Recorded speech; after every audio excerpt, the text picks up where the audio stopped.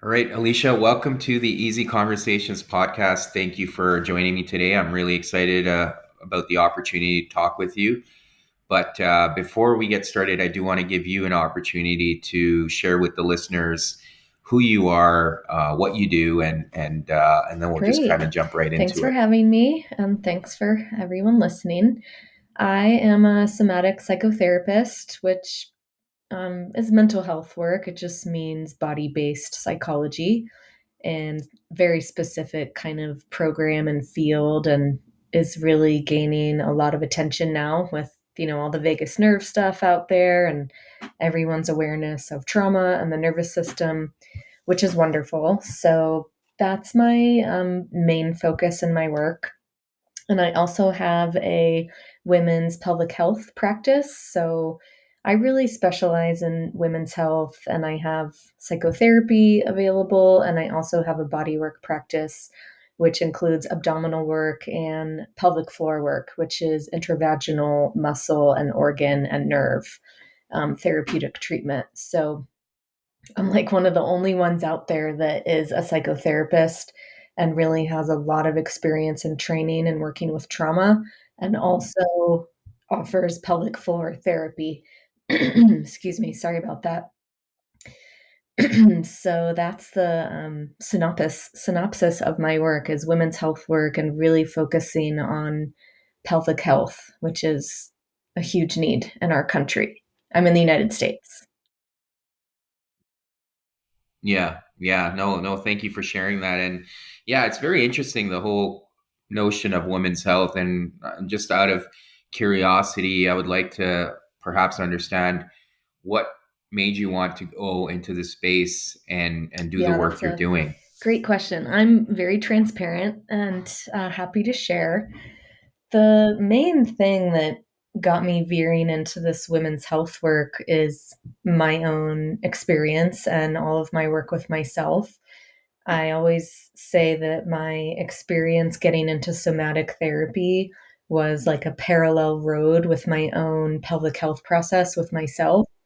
And, it's been a Hmm. long road. Like, maybe like 20 years of like really trying to address my experience of my menstrual cycle and my hormones and my experience with this part of my body. It was always very challenging for me just in terms of symptoms.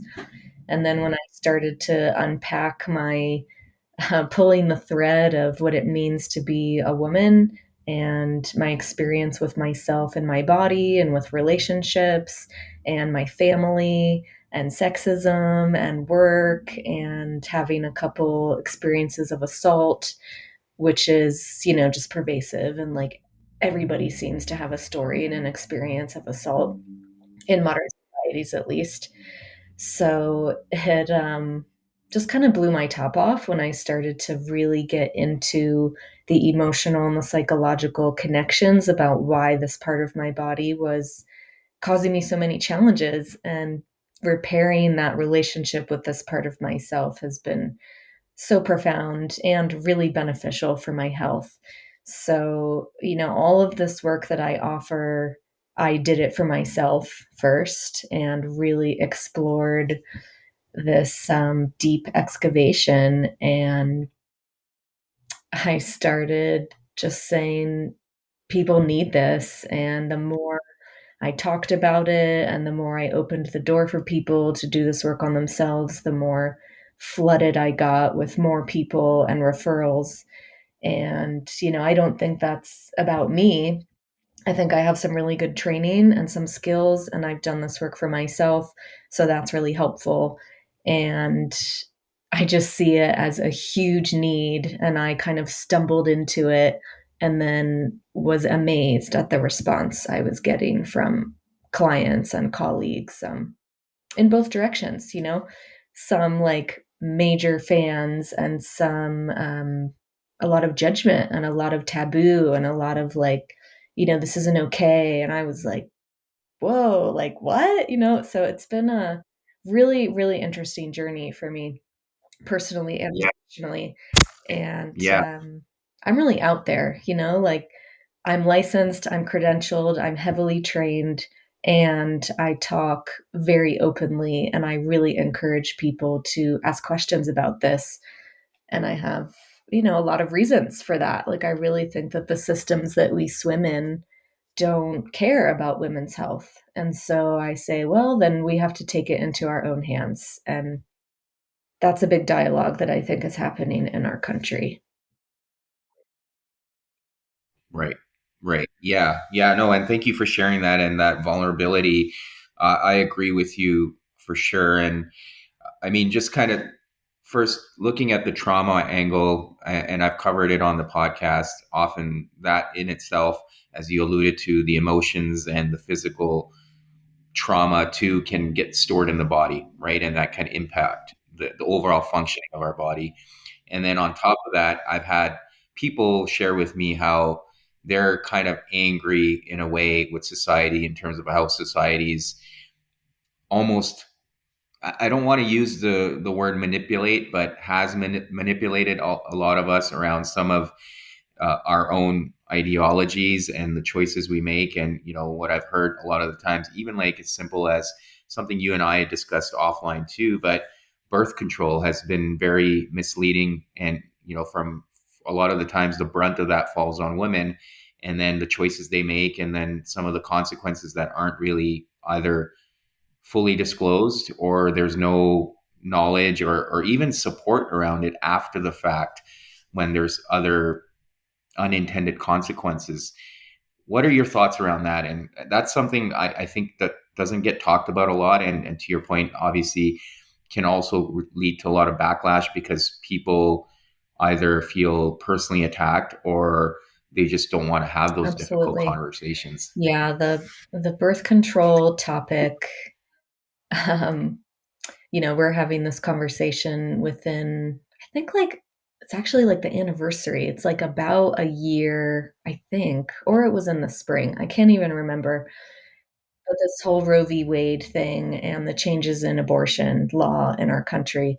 So the birth control and Yeah. the abortion and the miscarriage and the basically regulation of birth is a huge conversation, and birth control is absolutely part of that.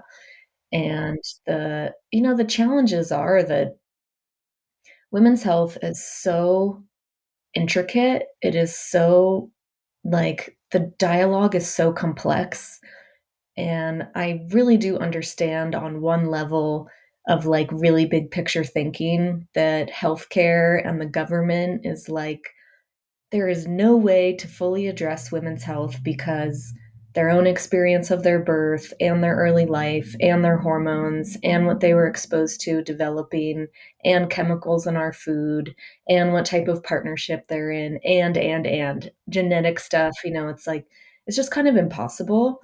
And I think that that's where, Yeah. and I don't want to smash the medical field. Medicine has done incredible things in some ways, but when it comes to women's health, it's really just lacking, and there's not enough research, there's not enough funding. And so when it comes to birth control, it's like, well, here are these solutions that we have. None of them are actually good for anyone's body. The side effects are, the laundry list of side effects is like debilitating for some people, and for other people, it's kind of manageable. And an unwanted pregnancy can be a nightmare for people. So it's a real, and I'm not like pro this or anti this. I mean, I am pro abortion and choice around abortion, and I always will be. But outside of that, the birth control piece for me is that informed consent and education and awareness of what people are doing to their bodies is what's important. And I mean, I had my own experience as a young person trying different avenues and feeling like I needed to, and then starting to feel like really strange in my body and realizing as I was getting older, and I don't have children, I've chosen not to, but if I Yeah. wanted to, I started really researching and reading and realizing and talking to other people in my life that if I'm on birth control for this many years and then I go off and I want to have a baby, what does that mean? And so many people have these challenges of pumping their bodies full of synthetic hormones, which we know is not good for a developing body before our brain is even done developing. 18-year-olds, 13, 14-year-olds are just put on birth control just to manage their symptoms instead of addressing what's really going on in their health or in their life. And then they go off of birth control and they start to have all of these challenges with their health. And so it's really it's a very hard conversation, and it's never something that I want to give like a blanket answer to and say this is the only way. I just feel like we have to be so heavy duty advocating for ourselves and asking so many questions and researching, and it's just such a huge issue across the board. It's like, with my age now, like I see clients and I have friends who are starting to navigate the menopause time, and they're having all of these symptoms, and they're Hmm. like, this is like way beyond what I've heard is quote normal, and they're asking questions, and their healthcare providers are saying, "Oh, well, good luck with that, and you could try this," and it's like taking a pill. And finding a specialist who acknowledges, like, yes, hormones do all of these things, such as lubricating our shoulder joint and helping our neurological functioning. And here's all these things that can happen if you're draining your life force your whole life. And then you get into menopause, you are in a really hard spot because your body is just tanked of what you need. And it's incredible. I think women's health has just been, um, we live in a patriarchal society that says, this is what you will do for me, and I will extract that, and then I will throw you away. And so many women feel that way. Women feel that way around birth. Like, I had this incredible story told to me one time of a woman who felt like as she walked into the hospital, she got the best treatment, and she's like, I'm glowing, and they're like, wow. And then as soon as the baby is out of me, I'm put into like the basement, disgusting room, and I get no attention. And it's so black and white, and it's so extreme, and it's sad. And it's the function of the way our country is controlled by systems. And we all are players in it. And that's my opinion. And I've really tried to step out of it for myself as much as I possibly can. And I see so many people in my office that are just bereft with grief, like infertility treatments, for example.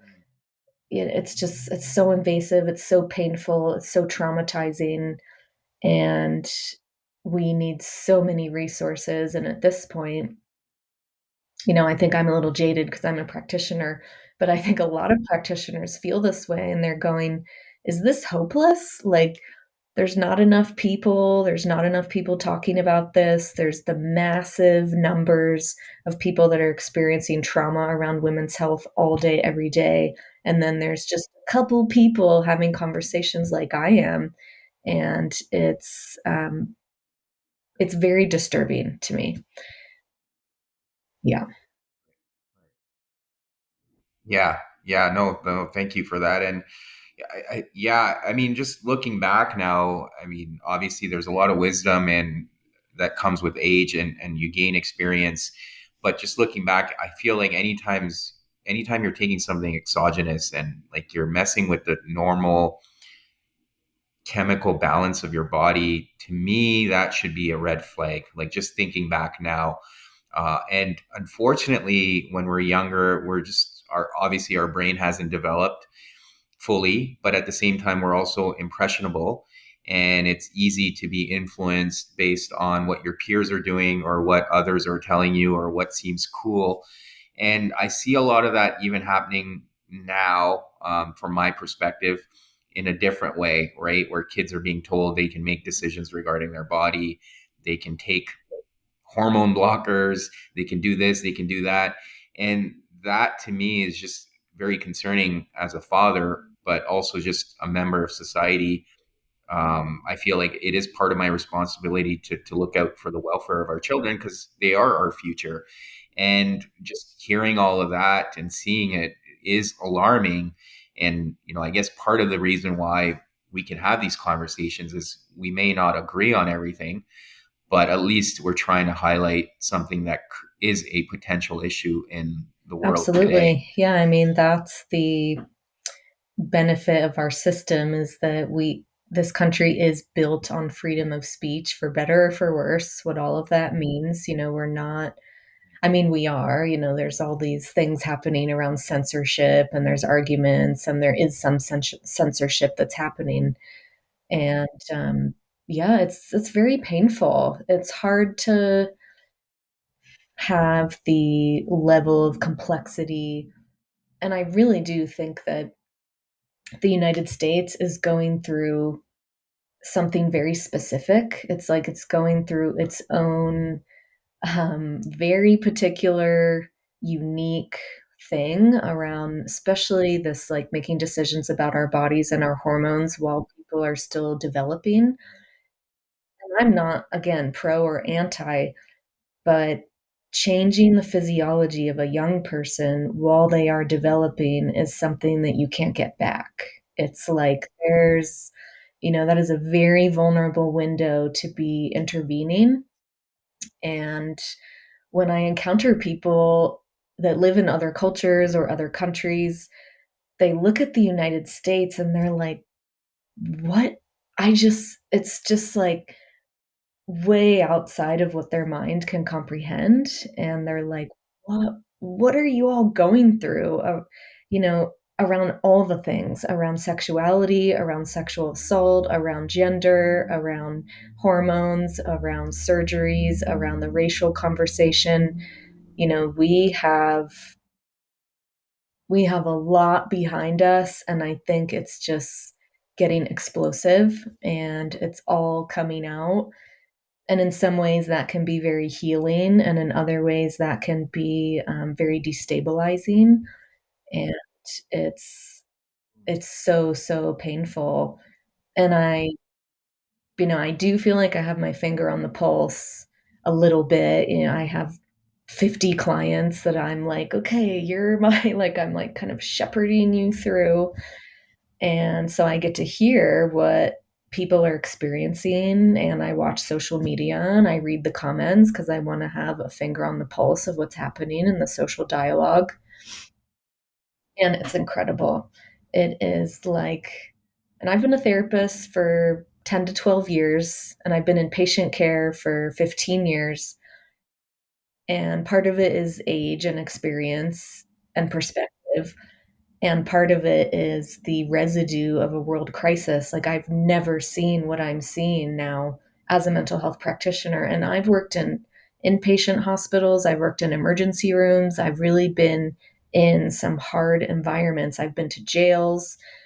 And what I'm seeing now, I'm just like, I mean, my mind is blown. Yeah. Yeah. Yeah. Well, and one of the things I've noticed is often that experience and knowledge that we gain over time, it has like no merit. People dismiss it, and it's kind of sad to see, because you kind of see from ancient civilization, a lot of the times you followed the lead of the elders or the people that came before you, and you kind of learn from them, and we've kind of lost that in today's world, which can be frightening at times, or just, I don't like to live in that mindset, but it is concerning for sure. But the other piece, a lot of the people I have spoken to, specifically women, again, the choices they made as young women, now they're paying the price, right? And as you alluded to earlier, if they want to have children, they can't conceive.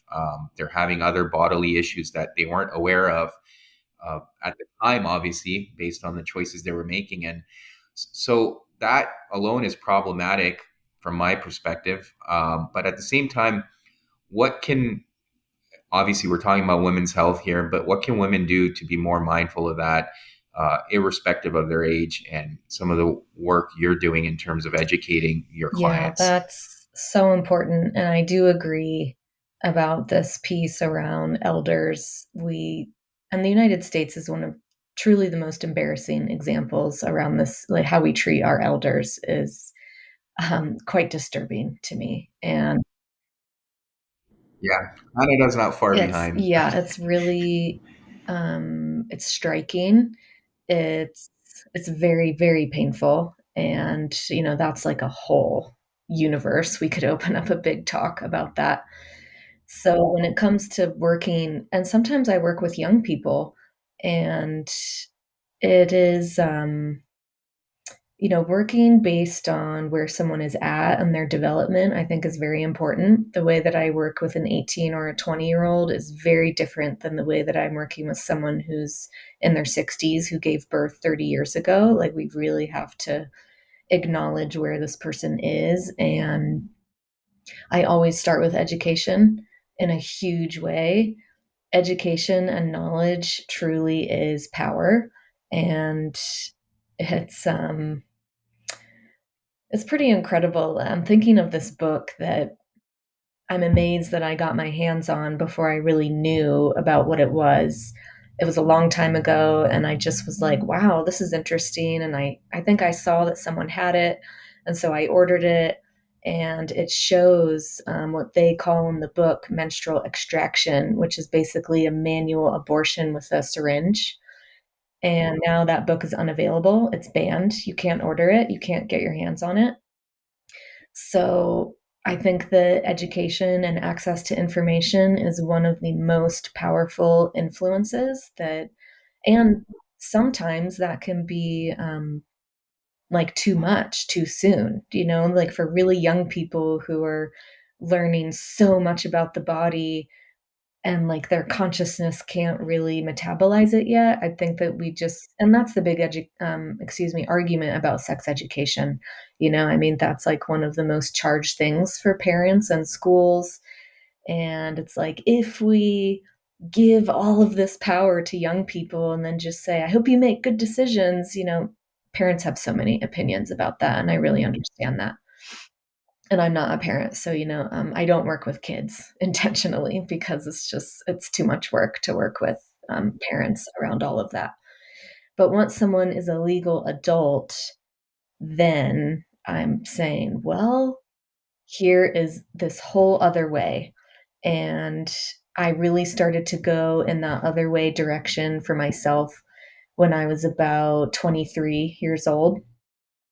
And I have never stopped educating myself since. And the more I learn and the more I study, the more there's just this huge rabbit hole. And it is like the deepest thing that we can go down to really get into the topic of women's health. And, one of the most illuminating, very disturbing, very painful. I'm so glad I waited until my late 30s to read this book called Unwell Women, and it's the history of women's healthcare. It's the origin of the medical system. It's the origin of Planned Parenthood. It is shocking, and it's just like history. It's like on this date, this happened, and this person, and it's basically medical experimentation, and without pain medicine, and really just horrible atrocities, and no regulation around what was happening to people, and a lot of it was racial. So it's a really big conversation, and the more we educate ourselves and the more we understand what kind of systems we're swimming in, the more painful it can be and the more empowering it can be. So I really just feel like when we really get in touch with our own autonomy and making choices and being as powerful as we can when we're living within these systems that are undeniably so controlling, like look at the abortion thing. It's like, oh, fertility rates is a challenge in this world. There's not enough people having children, so we'll force you. That's basically what is happening around that decision. And fertility rates is a real thing, like population collapse is something that should be talked about.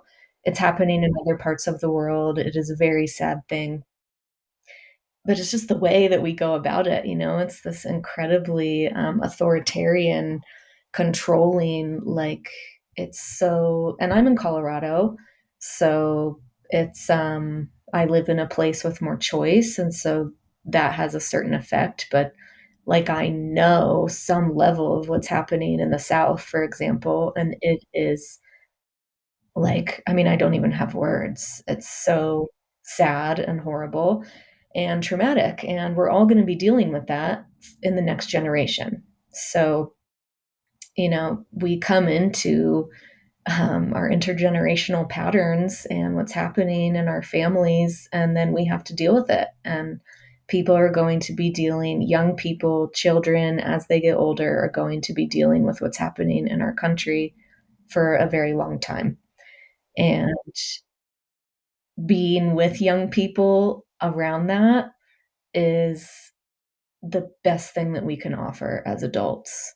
And so to help them and attune to them and ask them what they want and need and give them options and protect them and say, this isn't okay. And how can I help you? And how can I support you?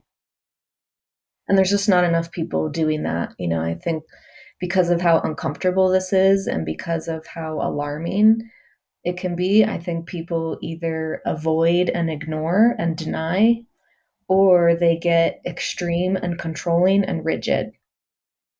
And neither of those extremes Yeah. are helpful to young people. It's either neglectful or it's so controlling that they rebel and then they go out and they do something that is unsafe.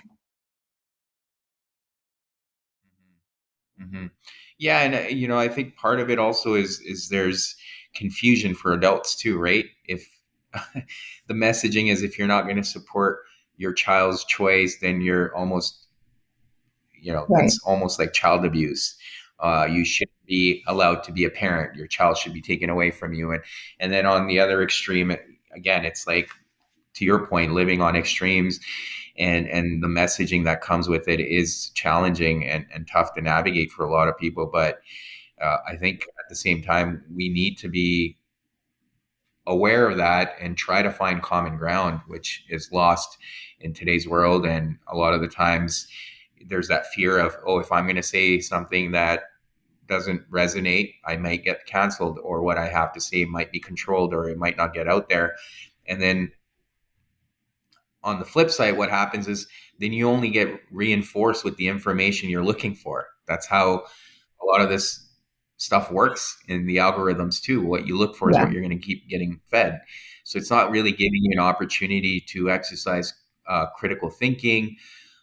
You're not bringing in alternative viewpoints or perspectives because you're surrounded by people that are either fearful of expressing themselves, or who've basically followed the majority, and you're not really learning anything. And that, to me, becomes a problem, right? And again, for me, as much as I have my own views, I'm also open to hearing what other people have to say. In fact, I often will try to seek out opposing views to see, okay, what are their arguments, and what, like, if it makes sense, then okay, I start looking at it from that angle too. But we've lost all of that because we're too scared of um, being challenged in a way. I guess that's what it really comes down to, and we hold on so dearly to our opinions, and to me, that's a sign that you're not secure in your choice when you're so afraid of being Yeah. challenged. The echo chamber is real and it creates a certain, um, I mean, I always go back to my roots. My main roots is training in mental health, and it affects our cognitive abilities. It affects our neurological process. Our neural pathways are grooved into such fixed, like this fixation on the way that our brain works. And the more that we feed that, the more we get of whatever it is. It's like whatever the pattern is, and then we feed it, and it just becomes so strong, for better or for worse. It can be an amazing skill in some ways, and it can be amazingly, black and white thinking is a thing that the therapy world talks about, where it's like, whatever it is, it's like it's either this or it's this. It's always this or it's always this. And we know that the truth lies in the nuance and in the middle. And when we, I mean, like all of the like peace work that's happened around the world, negotiations and reciprocity and making repair, and if there's going to be any type of reconciliation between, like I'm thinking of the project that happened, I think, in the Congo after huge genocide, and the soldiers that did the killings sat with the families of the people that had died, and they went through this reconciliation process. That cannot happen if there's black and white extremist. It's, I think it's developmental. I think it's a very um, kind of like a wound of immaturity. And the United States is so immature. I mean, and we're a young country, when it comes to the powers of the world. Like we have so much growing up to do, and I see that in the way that we handle the big things in life, like death and birth and sexuality and marriage. And it's it's really it's just sad is what I'm in the United States and I look around and I'm like, yeah, I'm sad by what I'm swimming in. I'm sad by what our young people are going through. I'm sad by what's happening for my clients. And I think that's a very appropriate response. It's like, look at what's happening. It's very painful. And it is, and the political thing is just like, it's so out of hand. Sometimes I will see a social media post that is like charged in a way, but it's a really big platform and it's something that gains a lot of attention. And so I'll just read through the comments just because I just want to see what are people saying when there's no accountability, when they're online, when they can delete their comment if they want to, or they cannot answer whatever. And especially around the gendered stuff, like what men are saying about women and what women are saying about men. And I am so disturbed. I mean, I'm like, how do we even come back from this? Like I try to hold the candle, and so much of it is sexualized and about relationships and about bodies. And it's we have a lot of healing to do, and because of my work, I like have to, and I really try. But maintaining the stamina to hold the candle for that is work for me. Yeah, yeah, yeah, absolutely. No, I can appreciate that. It's not easy, especially in the world today. And along those lines, you mentioned that there has been backlash in terms of the work you do. What form of backlash have you received? Just Oh, if sure. you'd like to share, just out of Yeah. curiosity. Well, you know, the foundation of it is it's way beyond me. It's the field of psychology and mental health work. And I grew up in Washington, D.C., which is, the hub of the government. So it's like I grew up in quite a controlled, rigid, like very systematic. And in some ways, it, helped me. Like my professionalism, for example, I think is because of where I grew up. It's like this ability to be really professional. It's an amazing skill. And it's a very rigid place. Yeah. So I think of that rigidity as the bedrock of any system. And psychology and mental health is a system. Like having the licensure that gives you the capacity to do mental health work is a medical license. It's seen as a medical job. It's Yes. very, especially, around suicide. Like the main thing around mental health is the liability around suicide. So it's a very, very particular licensure to hold. And that field Mhm. traditionally and historically says you never touch your client ever. It's just like hard stop, hard rule. And in some ways, I really do understand it. And most of that rule comes because of male therapists having sex with their clients. And I'm like, oh boy, like, okay. So I get why it exists. And for me, I have training. I have credentials in both mental health and body work. I work under massage in Colorado. That is a very, it's kind of like a gray zone. Like the statutes of the licensure is so archaic. Like, what does that even mean? Like the way that they write it out is so, it's just weird, honestly. And when I wrote to the board and said, this is my practice, I need some feedback, they're like, click here for the statutes. And I'm like, that, it's not telling me anything that I actually need. So um, it's a really charged topic. And there are some therapists that I encounter that look at my work and they say, thank you so much.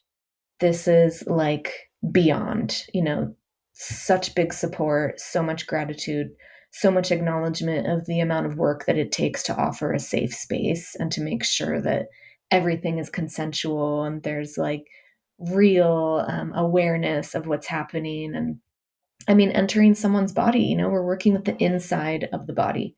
And that is the most vulnerable thing that anyone can do. And then I encounter therapists that go, you can't do that. Like, you shouldn't be doing that. You're, if you're a psychotherapist, like, their brain is just like, um, you're unethical, like the judgment is, for me, it's the patriarchy. And patriarchy doesn't mean men, it means the system that controls all of us. It's this rigid, controlled, hyper vigilant, and I'm like, I have credentials and I have training and they're separate practices. And that's what I always stand by. And sometimes I get pushback around it. And it makes people so uncomfortable to even talk about the vaginal tunnel or the cervix or the uterus. It's like, this is part of our body, just like any other part of our body. And so many people have trauma and we need support. And Yeah. I have the licenses and I have the credentials. And so it it's been a real thing. And I've been in the dialogue for like about 10 years, and part of the somatic program is talking about therapeutic touch work. And the somatic field has always been the stepchild of the psychology field. You know, the very hardcore, like cognitive behavioral work, heavy, clinical, like evidence only, research and evidence only.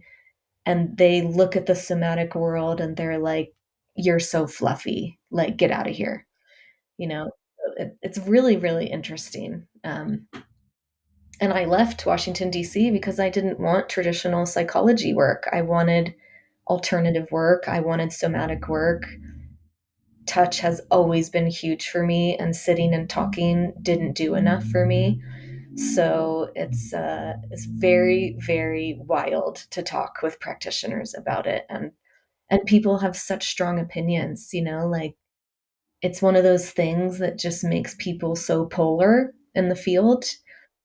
People either tend to be like, Mhm.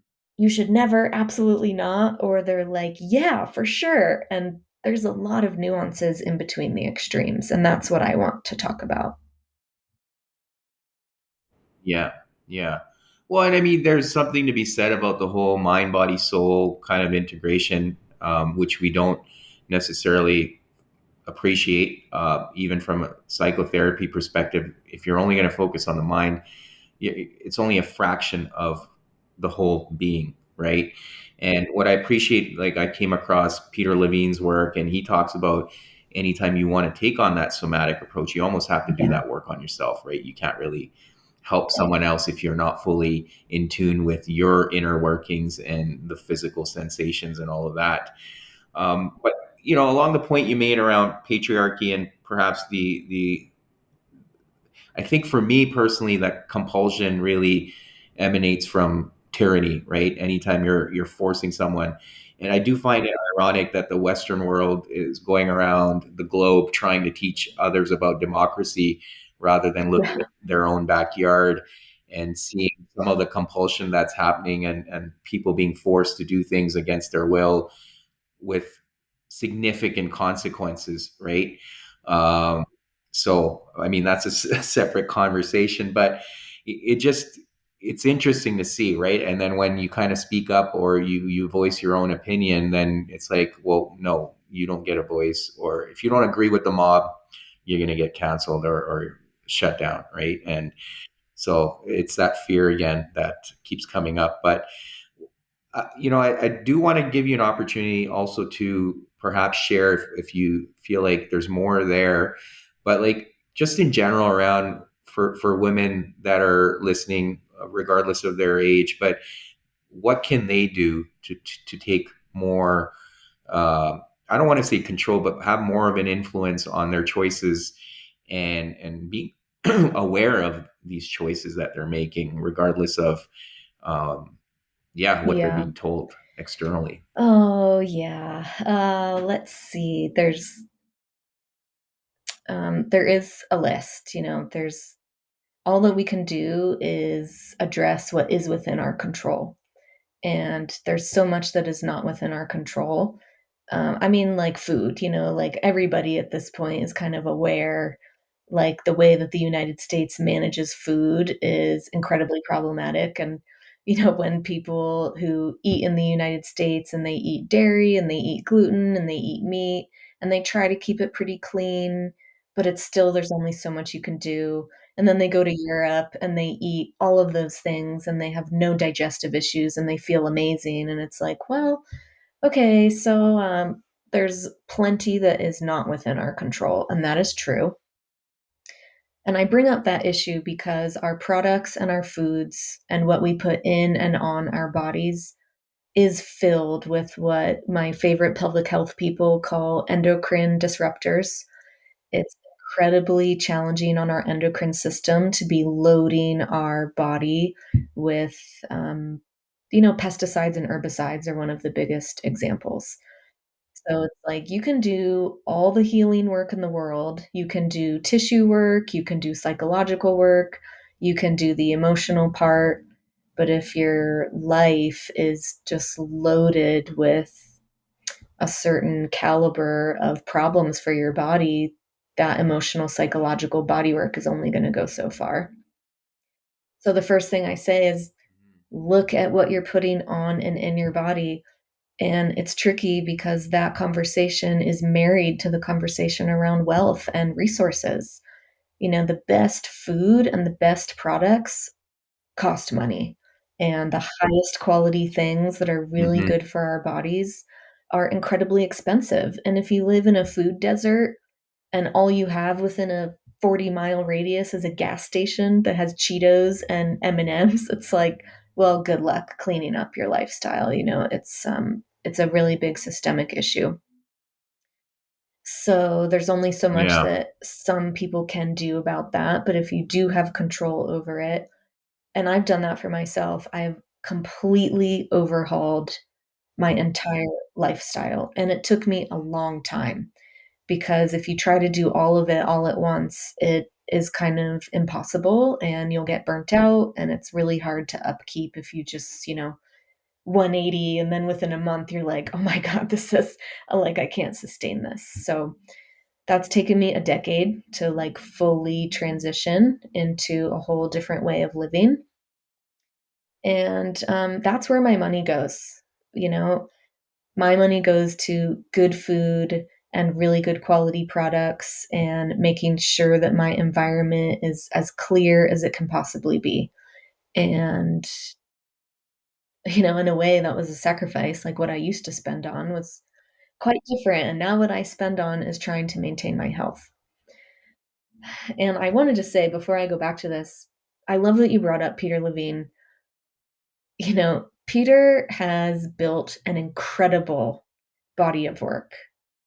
And the traditional, like the academy, basically, academia is one of the most oppressive systems in the whole thing. And they look at Peter and Yeah. they go, no. And I asked when I was in graduate school, why are we not learning about Peter Levine? Like, I was so confused. And my teacher literally said to me, well, there's not enough research, and, his books are just kind of fluffy. And I was like, what? Like, I mean, I was pissed, just so it's really incredible this like dividing, like the controlling the masses and who gets in and who's not allowed. And I mean, academia is like the biggest bully in the whole world. So it's and I love education. I'm a big fan of education. I'm very educated, and being within the academy, Yeah. I've been within the academy for my whole life, and I am just like, ooh, it's really painful. It's hard. So, Yeah. back to what Yeah. we can do. I mean, I'm a huge reader. I devour information. Like Taking Charge of Your Fertility by Toni Weschler is like the textbook of, if you want to know your body, if you want to learn about your cervical fluid and your hormones and the changes in your tissue and how to take your temperature. And eventually, if you master that system, it is a very well worn, it's not family planning. It's based on what's going on in your body. And some people use it full on as birth control. They don't want any methods Yeah. of an IUD or a pill or hormones. And they go, I'm going to use the science. So, books like that are invaluable in my opinion, especially for people that are developing, that want to start to learn. And some of it, if I had read that one when I was 23, it would have been way over my head. I wasn't ready for that. So in a way, I'm glad that I had access to birth control, and I'm glad that I had access to being incredibly cautious with my choices. And that's my this is a really big one when it comes to sexual liberation and freedom of sexual expression, which the United States is absolutely like, yeah, like own it, use your power, do what you want, which in a way is incredibly freeing and in a way is incredibly risky and vulnerable. And the older I get and the more I talk with young people, and I'm going, are you being sexually safe? Are you getting tested? Are you talking with your partner about who they're also sharing their body with? Are you monogamous? Are you agreeing to not be monogamous? And they're just like, what the fuck are you talking about? Is kind of like and I'm sitting here going, oh boy, okay. So let's start with, when you share your body with someone, it has an incredible impact. And that is one of the biggest choices that you can lean into and really look at what you're doing. And I never want to shame people. I mean, I got shamed, like our culture just is shame. That's like the basis of so many religions. It's just like sexual shame is like what is delivered. And so then people, they swing the pendulum and they go way over here. And so I'm like, Yeah. being cautious with what you do with your body is one of the biggest advice points that I give to anyone who's starting to ask these questions. And medical. I mean, you can't take back what you do, but you can always wait and ask more questions. And one thing that, I just talk about myself because it's the easiest, and it's not really right to talk about clients most of the time. Um, when I was in my early 20s, I got an abnormal pap, and I was so young, and this was the first time I heard the cancer word.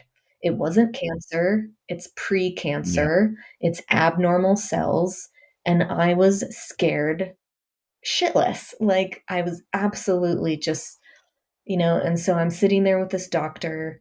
I didn't ask her one question except for like, what am I supposed to do? And she said, well, we do this and we do this and we do this. So I had this procedure called the LEAP procedure, which is where they freeze or laser or totally remove parts of the organ. It was so traumatic for me. It really influenced the scope of like how my life went. And when I started doing this work on myself, it took me years. And I started reading and I said, "Oh my God, I have scar tissue on my cervix." I didn't even, thinking about scar tissue was just not within my realm of awareness until I got older. And reading about how scar tissue can prevent, if you want to have a pregnancy, it can prevent it. And I'm just sitting there going, nobody told me that. I wish that they had just talked to me about that. And this whole like precancerous cell stuff is one of the biggest controversial topics in the OBGYN world. And again, this polarizing thing, there are so many women saying, you can heal abnormal cells. If you get your immune system and your nervous system in check and you use herbs as medicine, the highest quality plants, you totally revolutionize your lifestyle, you give it 3 to 6 months. If you're diligent and committed, you can heal an abnormal pap. And then there are people in the medical world saying, absolutely not. This is ridiculous. It's just like sometimes yes and sometimes no. And nobody, and my parents, I mean, and they didn't know, I don't want to shit on my parents, but I just want to sit here and go, Yeah. that was the first, um, like real invasive medical experience I ever had in my early 20s. And I think that it could have gone very differently. And it was so, so painful for me. So ask questions, push back, make medical experience consensual. And the hard part is a lot of medical providers, they do not like that. They feel that it's a waste of their time. They don't understand it. It's not part of their training. Medical training, it's like bedside manner is not part of their training. Their training is you get the work done and you flush as many people through as you can. And it's like we are part of that. The medical industrial field is incredible. So we have to ask questions and we have to push back and we have to be what I call a difficult patient. I'm a very difficult patient. I have a lot of demands. I'm Yeah. like, this is, can you slow down? Can you let me insert the speculum? Can you use lubricant? Can you use plastic instead of metal? Can you warm it up? And they're just looking at me like, you're insane. And I'm like, well, I'm insane. Like I'm happy to be whatever. This is how it's going to go. Like I'm a consumer and you serve me. And it's a really rough road. Um, Once you start to awaken to like, this is what you have to do if you want good health care. And I just think that that applies to everything. Yeah. Right. It's like, Right. I'll Yeah. close with this question at least. One of my mentors had ovarian cancer, and she is incredibly empowered. And she shares really openly about it, which is why I feel like I can say, like she's out there about it. She said, I chose to do the radical surgery. I chose to do the chemo and radiation.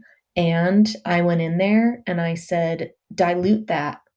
I don't need that much. You're going to give me this, give me 10% of that. She's basically just like really taking control. And she's like, I don't consent. This is what I consent to. And it's like a battle and is probably so much better for her body. And I'm amazed at how she went through that process. Like I've seen so many people go through cancer treatment and they're debilitated by being flooded with whatever the medicine is, and it's just too much. Then seeing someone else who was Yeah. able to stay functional and be like, I'm like, whoa. So I just think that that's how modern systems work. And if you're going to live in a modern system, you can either collapse around it and get like it's hopeless and despair, or you can say, okay, I'm going to grab this by the horns and I'm going to master whatever I have control over. And that's my advice to all women, elder women, young women, women having pregnancy and birth. It's just the circumstance that we're swimming in. Yeah, yeah, and thank you for that again and sharing your own personal experience. And based on what you shared, even with some of the challenges Peter Levine's had, I think part of the main theme here is science. If it can't be explained scientifically, people will be skeptical. But we have also learned that science we only know what we know today, right? And tomorrow, we're always learning new information, and then we realize that, oh, some of the things we were doing before were insane, right? So that's just something to be mindful of. And to your point, doing the research, there's tons of books out there. Try to learn as much as you can about what you're putting into your body. Like for me personally too, just being aware of what I'm eating and thinking about my gut health, which we're coming to learn that is Yes. our second brain. So are we taking care of our gut? And I mean, obviously that too can have implications based on what we're consuming on a daily basis. And we've talked about people's diets and some of the food that's readily available for us. You often have to question, okay, why is it so readily available, and what's going on in there, right? So, just wanted to highlight that. I just want to be mindful of your time, but thank you again for coming on here and sharing some of that wisdom with us. For listeners that do want to get a hold of you and learn more from you, what are some ways they can do that, whether it's online or Yeah, social thank you. media? Thank you so much for having me. And I mean, really wonderful conversation. So, my website has a ton of information. That's probably the best like hub if you want to just read more. I have a lot of resources available, and people can get in touch with me through my website. And I am on social media. I mean, I'm hardly on Facebook, and I don't do any of the newer ones, but I am on Instagram. That's the only one that I sort of maintain. Mostly it's like my cats or a little share if I have an event going on.